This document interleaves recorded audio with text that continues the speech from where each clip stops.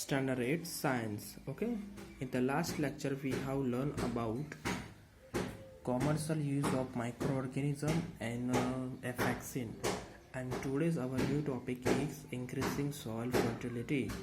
Okay, તો શું છે કે ભૂમિમાં ફળદ્રુપતામાં જે વધારો કરે છે એ કયા માઇક્રોબીઝ કરે છે એ આપણે અહીંયા ભણવાનું છે.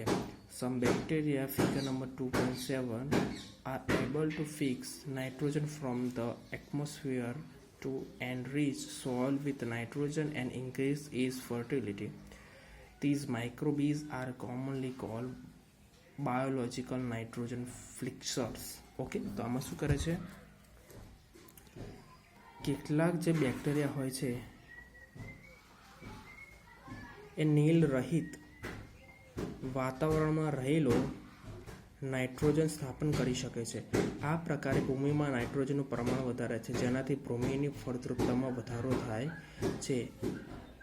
આ નાઇટ્રોજન આ સૂક્ષ્મજીવોનો સામાન્ય રીતે આપણે કયા નાઇટ્રોજન કહીએ છીએ? જૈવિક નાઇટ્રોજન સ્થાપક કહીએ છીએ. Look at the figure. Look at the figure number 2.7. Okay, the nitrogen fixing cyan bacteria, blue green algae. Okay,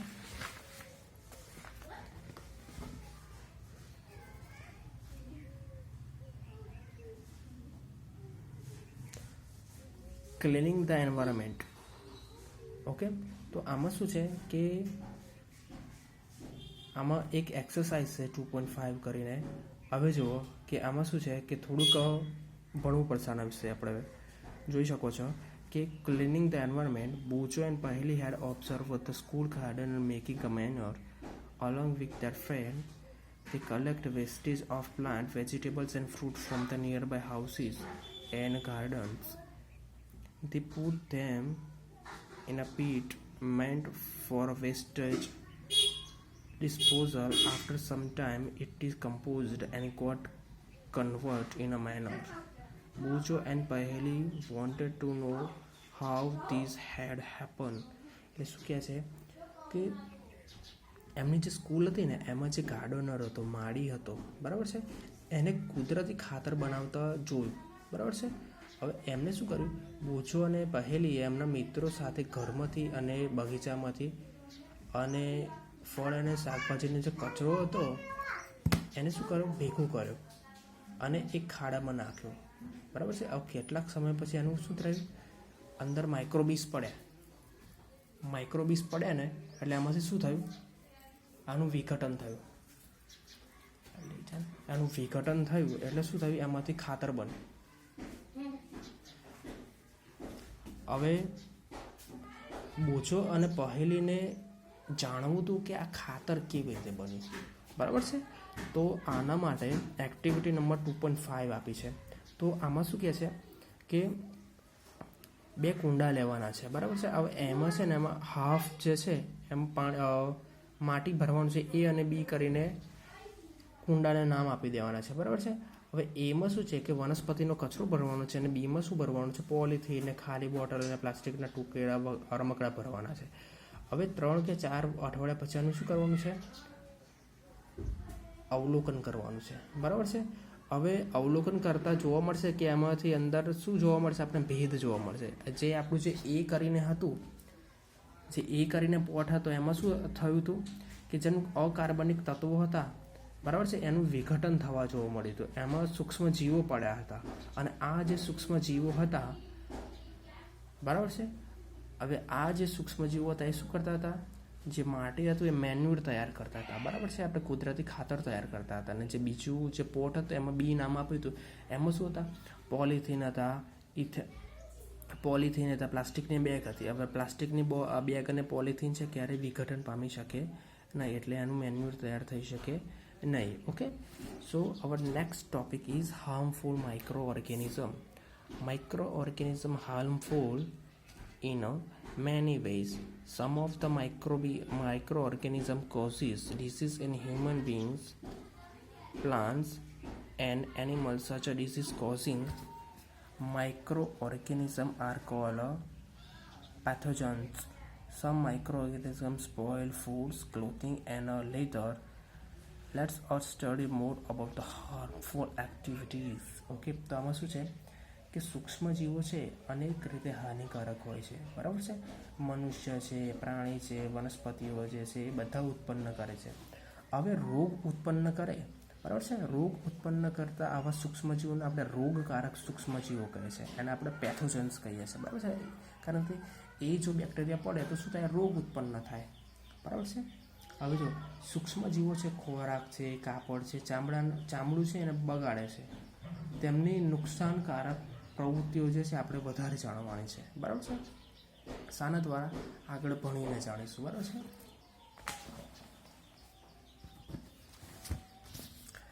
Disease causing microorganism in human.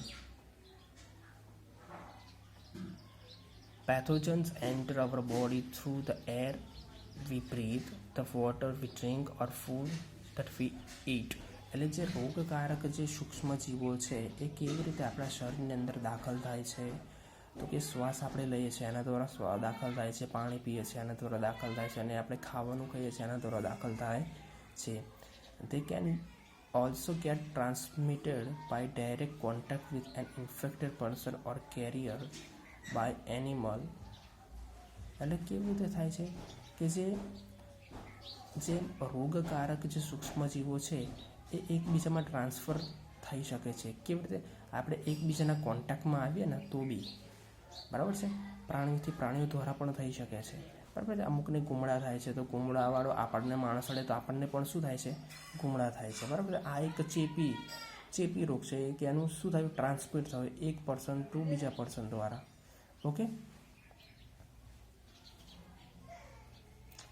Microbes disease that we can spread from an infected person to the healthy person through air, water, or physical contact are called communicated disease. એટલે શું કહેવા માંગે છે કે સૂક્ષ્મજીવો છે, બરાબર. એક સંક્રમિત વ્યક્તિમાંથી હવા, પાણી, ખોરાક અથવા સંપર્ક દ્વારા એટલે ભૌતિક સ્પર્શ દ્વારા એકબીજામાં ફેલાય અને આપણે ચેપી રોગ કહીએ છીએ, બરાબર છે. આવા રોગોના કેટલાક ઉદાહરણ છે, બરાબર છે. કોલેરા છે, કોમન કોલ્ડ, ચિકન પોક્સ અને ટ્યુબરક્લોસિસ, બરાબર છે. એટલે કેવા રોગો છે? કોલેરા, શરદી, શીતળા અને ક્ષય, ટીબી કહે છે, બરાબર છે. When a person suffering from a common cold sneeze, fine droplet of a moisture carrying thousands of viruses are spread in the air, the virus may enter the body of a healthy person by breathing, causing infections. Okay, તો શું કહે છે કે શરદીથી જ્યારે કોઈ માણસ પીડાતો હોય, કોઈ માણસને શરદી થઈ હોય છે, છીંક ખાય ત્યારે હજારોની પ્રમાણમાં જે વાયરસ છે હવામાં ફેલાય છે, બરાબર છે. અને રોગિત વ્યક્તિ દ્વારા જો છીંક ખાધેલી હોય અને સ્વસ્થ વ્યક્તિ જો છીંક શ્વસન ક્રિયા કરે તો એ શ્વસન ક્રિયામાં વાયરસ દાખલ થાય છે અને એ માણસ પણ ઇન્ફેક્ટેડ થાય છે, બરાબર છે. There are some insects and animals which are act as a carrier of disease causing microbes.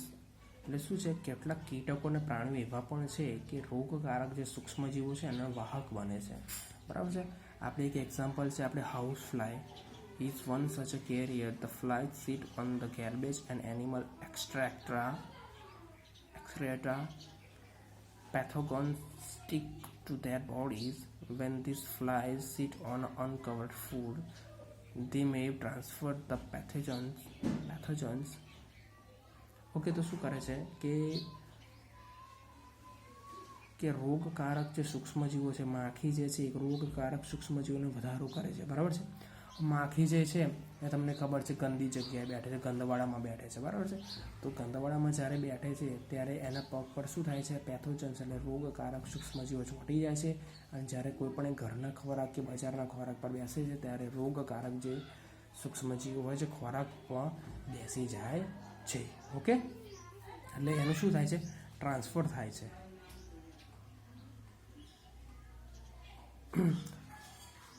Whoever is the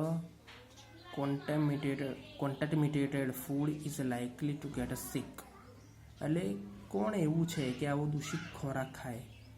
so it is advisable to the always keep food covered either ever the consuming uncovered item of a food. Another example of carrier is the female Anopheles mosquitoes.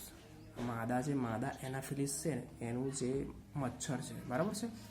માદા એનાફિલિસ મચ્છર છે is carried to the parasite of a malaria plasmodium.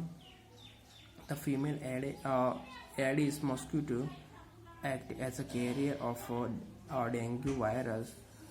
How can we control the spread of a malaria or a dengue? Okay, તો શું છે? તો માદા એનાફિલિસ છે, બરાબર છે, મચ્છર જે છે એના દ્વારા શું થાય છે? મેલેરિયા થાય છે, પરોપજીવી મેલેરિયા થાય છે. અને જે માદા એડિસ મચ્છર છે એના દ્વારા શું થાય છે? ડેન્ગ્યુ થાય છે, ડેન્ગ્યુ વાયરસ થાય છે, બરાબર છે. માદા એનાફિલિસ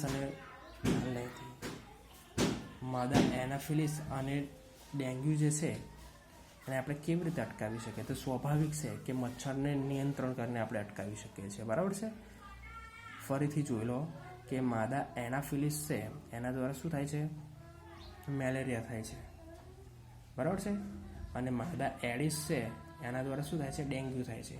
આ શું છે? ઇમ્પોર્ટન્ટ વસ્તુ છે, એક્ઝામ પૂછી શકે છે. ઓકે.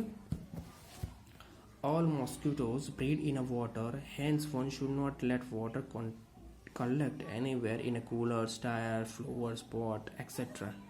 ઓકે, તો જે મચ્છર જે છે, બરાબર છે, એ શામાં થાય છે? જેમાં પાણીમાં થાય છે, પાણીમાં રહે છે અને એની અંદર ઈંડા મૂકે છે અને એનામાંથી શું થાય છે? મચ્છર પેદા થાય છે. એટલે કે એવી જગ્યા કે જે પાણી એકત્રિત થાય છે, જેવું કે કુલર છે, બરાબર છે, ટાયર છે, ફૂલદાની વગેરેમાં પાણી એકત્રિત થવા દેવાનું નથી, બરાબર છે. By keeping the surrounding clean, the dry, we can prevent the mosquito from the breeding. Try to make a list of measures which help to avoid the spread of a malaria. Okay, તો શું કહે છે કે આપણે આપણી આસપાસની જગ્યા હોય છે એને કેવી રાખવી પડે? કોરી અને સ્વચ્છ રાખવી પડશે, બરાબર છે. એવા કોઈ ઉપાયોની યાદી બનાવો કે જેના દ્વારા આપણે શું થાય છે? મચ્છર અટકાવી શકીએ છીએ અને મેલેરિયા પણ અટકાવી શકીએ છીએ, બરાબર છે. ઓકે, અહીંયા એક ટેબલ છે. તો ટેબલમાં શું છે? તો some common human disease causes by the microorganism, એટલે કેટલાક રોગો છે કે જે સૂક્ષ્મજીવો દ્વારા થાય છે, બરાબર છે. તો અહીંયા લિસ્ટ આપેલું છે અને શું થાય છે, બચવાનો ઉપાય શું છે એ બધું લખેલું છે, બરાબર છે. હ્યુમન ડિસીઝ એ ટ્યુબરક્લોસિસ. ટ્યુબરક્લોસિસ શાનાથી થાય છે? બેક્ટેરિયાથી થાય છે, બરાબર છે. શામાંથી ટ્રાન્સમિટ કેમાંથી થાય છે? હવા દ્વારા, બરાબર છે. તો બચવાનો ઉપાયો શું છે? Keep the patient in a complete isolation, keep the personal belongings of patient away from those of the others, vaccination to given at a suitable age. Okay, તો આ બધા જે રોગો છે આટલા બધા એક કોષ્ટકમાં, તો આને શું કરવું છે? દર્દી હોય એને અલગ રાખવો પડે. હવે દર્દીની જે વ્યક્તિગત વસ્તુ હોય, કપડાં હોય છે, ખાવાની જે વસ્તુઓ અમુક હોય છે, ચમચી હોય છે, ડીશ હોય છે, એને શું હોય છે? અન્ય લોકોથી અલગ રાખી મૂકવો પડે અને અમુક એજ થાય એટલે એમને રસી મુકાવી પડે, બરાબર છે. સેકન્ડ વર્ડ છે ઓરી, મિસલ્સ. મિસલ્સને કહે છે ઓરી કહેવામાં આવે છે અને વાયરસ કહેવામાં. એ શાનાથી થાય છે? કયું ઓર્ગેનિઝમ છે? વાયરસ દ્વારા થાય છે. અને એ શાનાથી ફેલાય છે? એર, હવા દ્વારા, બરાબર છે. ચિકન ફોક્સ, અછબડા કહીએ છીએ ને, એ શું છે? વાયરસ છે.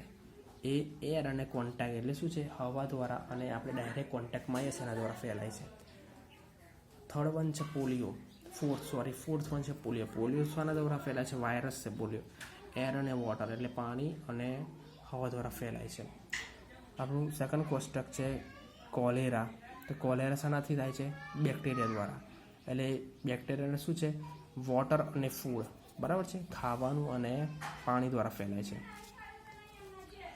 Maintain personal hygiene and good sanitary habits. Consume properly cooked food and boiled drinking water. Vaccination. એટલે શું છે? તો વ્યક્તિગત સ્વચ્છતા જાળવવી પડે અને તે માટે સારી ટેવો કેળવવી પડે, બરાબર છે. હવે ઘરમાં જ ખોરાક બનાવ્યો એવો જ ખોરાક ખાઓ, બજારું ખોરાક ખાઓ નહીં, અને ઉકાળેલું પાણી પીવું અને રસી મુકાવી, બરાબર છે. અને સેકન્ડ વન છે ટાઇફોઇડ. ટાઇફોઇડ એ બેક્ટેરિયાથી થાય છે. શાના દ્વારા? વોટર દ્વારા ફેલાય છે. હવે થર્ડ કોષ્ટક છે હેપેટાઇટિસ એ. તો હેપેટાઇટિસ એ શું છે? વાયરસ દ્વારા ફેલાય છે. શું છે? વાયરસ દ્વારા. એ વોટર એનું વાહક છે. Drink, boil and drinking water vaccination, એટલે ઉકાળેલું પાણી પીવું જોઈએ અને સમયસર રસી મુકાવી જોઈએ, બરાબર છે. મેલેરિયા. મેલેરિયા શાના થાય છે? માદા એનાફિલિસ દ્વારા થાય છે. એ કયો પરોપજીવી હોય છે? પ્રોટોઝોઆ પરોપજીવી હોય છે. માઇક્રોબિસ કયો હોય છે? પ્રોટોઝોઆ. વાહક કોણ છે? મોસ્કિટોઝ છે. ઓકે. તો આમાં શું કરે છે કે મચ્છરો જે ભગાડવાનો હોય ને એને રસાયણો એવા વાપરવા જોઈએ, બરાબર છે. આપણી આસપાસ જે પાણી ભરેલું હોય છે એને કોરું રાખવું જોઈએ, બરાબર છે. Okay. That's all for this day. Thank you very much.